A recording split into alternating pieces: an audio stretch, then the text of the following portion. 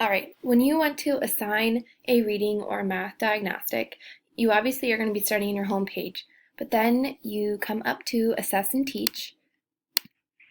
You come over to Assessment, and then you'll choose whichever subject that you'd like to do the diagnostic in. Let's go with math. And then over here it says Actions. In a very light gray color, it says Assign, and it says Cancel. You'll want to choose under Assign Math Diagnostic, and then you can choose whether you want to assign it to your entire class or specific students. So for this purpose, we're going to assign it to the entire class. You choose your section. Some of you might have more than one section, but this is a third grade classroom with only one section. You hit the green arrow, and then down here it says Assign Math Diagnostic, and you're ready to go. If you want to do reading, you simply just change the subject category.